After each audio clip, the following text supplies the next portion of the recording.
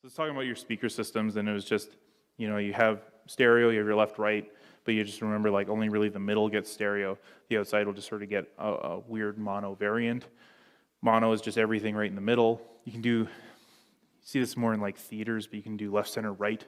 So you have a stereo system with a center channel, and generally you put your vocals there so that it's a mono in the middle of your left and right. When you get into subwoofers, you need these bigger speakers to reproduce the lower frequencies. If you want even coverage, you don't do that left-right I was telling you about. You get that power alley type thing, so sort of center speakers. There's different ways to set that up.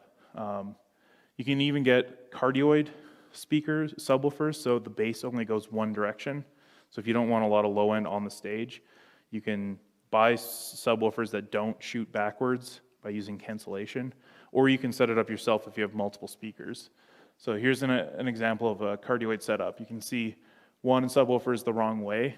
So you flip one the wrong way, you invert the polarity, and then you delay it by 3 milliseconds. So now the waves going backwards onto the stage are now canceling, and the ones going forward are adding. And so you can create this cardioid, so it just cuts down on the amount of bass frequencies behind or going back onto the stage. This is what I was talking about, like surface loading. So if you just like put a subwoofer in the air, you don't really get a benefit. If you put it against one wall, you get a 6 dB bass boost. 2 walls gives you 12, and then 3 walls, and like 2 walls on the floor will give you 18. So if you need more bass, just put the subwoofer near more walls.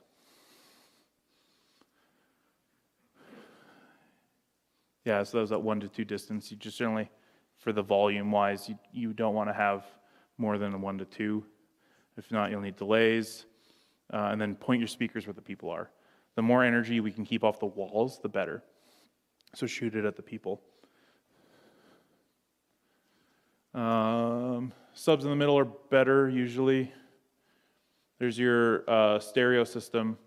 So like I said, these people are going to get a really nice stereo image, and then these people on the edges aren't going to get much of anything. It'll just be mono. Again, you can help point the energy at the people, tilt your speakers down and point it at the people.